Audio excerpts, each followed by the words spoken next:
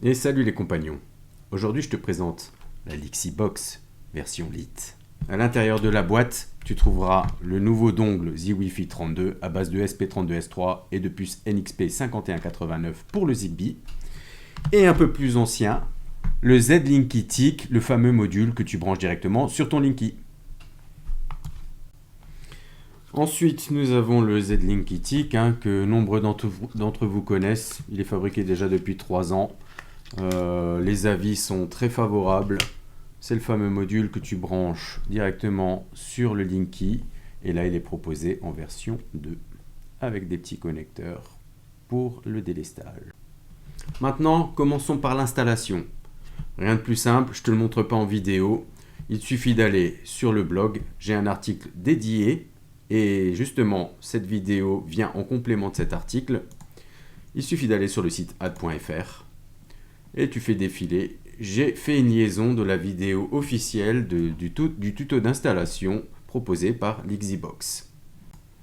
Après avoir connecté ton dongle au Wi-Fi via l'application sur smartphone dispo pour Android et pour Apple, il suffit de te rendre sur l'application et tu auras bien la box qui remonte avec le lien web http://lixibox.local. Donc à partir de là, tu peux te connecter via la web interface sur ton navigateur de PC. Sur cette application, tu peux voir qu'il y a un contrôle de notification, modification, et tu peux supprimer la box. Tu as aussi en haut une recherche scanner de Bluetooth, ce qui peut être pas mal si tu veux intégrer des modules en Bluetooth dans ce réseau. Ensuite, il suffit de cliquer sur le dongle Lixibox. La page d'accueil se charge. Tu peux le voir, c'est un petit peu long. Le temps de latence de la page d'accueil est relativement long. Pour les autres pages, c'est pas un souci. Voilà. Donc là maintenant on est en version 2.14, la dernière actuelle qui est distribuée par Lixibox, et d'ailleurs le développement est assez régulier. Le temps de faire le montage vidéo et l'article en ligne, j'ai pu faire 2 mises à jour.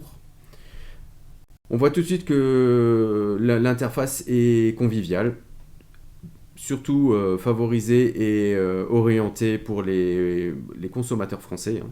Donc on a le tarif en cours, heure pleine, heure creuse, on a une étiquette énergétique qui est là à titre d'information, et ensuite on retrouve toutes les infos qui remontent du Z-Linky TIC qui est branché sur le Linky. Pour mieux présenter l'application et pour plus de confort visuel, nous allons passer sur la web app. Là, tu peux voir qu'on retrouve exactement la même interface que sur le téléphone avec plus de largeur. On remonte donc le tableau énergétique. Paramétrage par horaire, par jour, par mois ou par année. L'ensemble change. Le tarif en cours, heure pleine, heure creuse. Là, j'ai rencontré un petit souci, mais en général, ça fonctionne.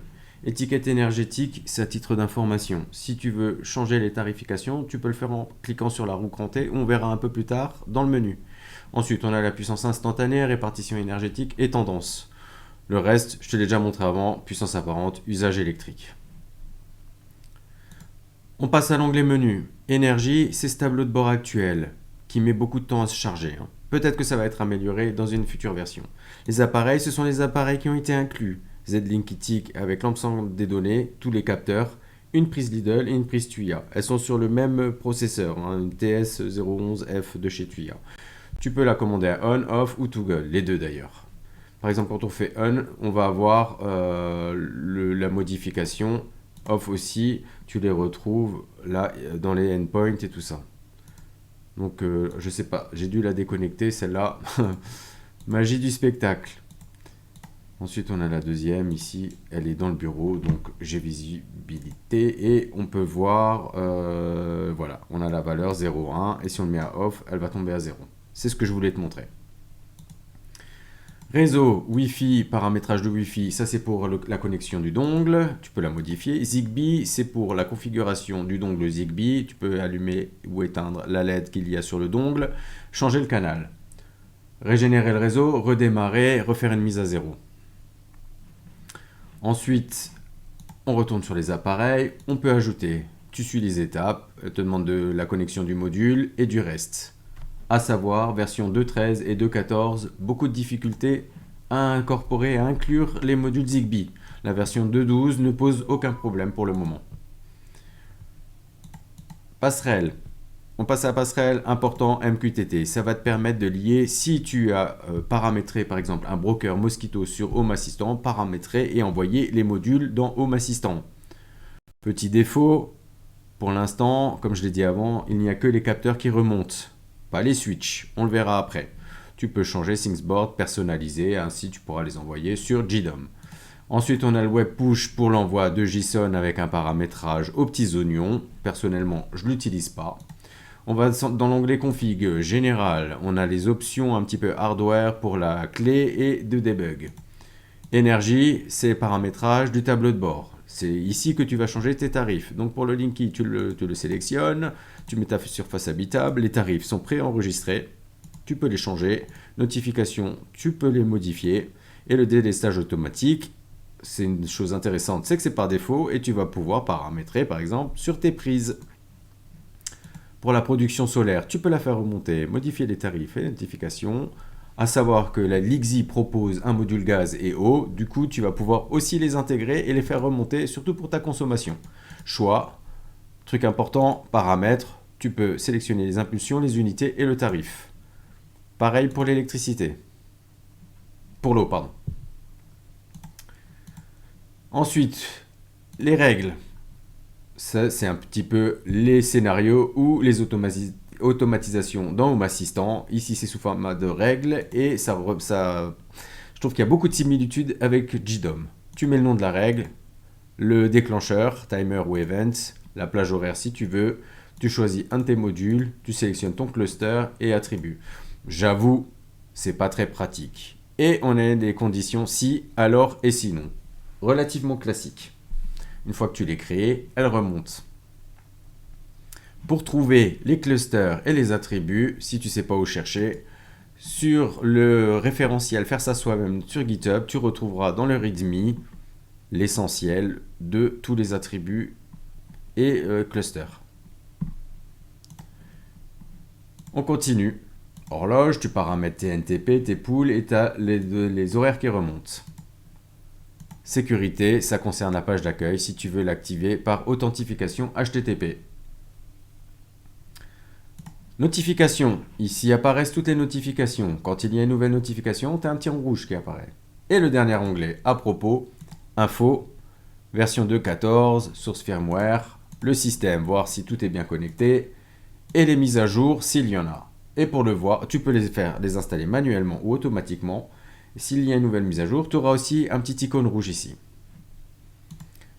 Dernière chose, l'étape de liaison avec Home Assistant via MQTT. Ce qui peut être intéressant, surtout si tu débutes dans la domotique et que tu rajoutes une box MQTT derrière. Là, on peut voir dans Home Assistant qu'il y a 3 modules, le Z-Linky et les deux prises. On va en supprimer une. Je vais te montrer. Si je te fais ça, c'est parce que la réintégration via MQTT Discovery est assez délicate sur Home Assistant après suppression d'un module. Mais là, pour le réintégrer, il te suffit de cliquer sur MQTT Discover et on a bien de nouveau nos 3 modules qui remontent.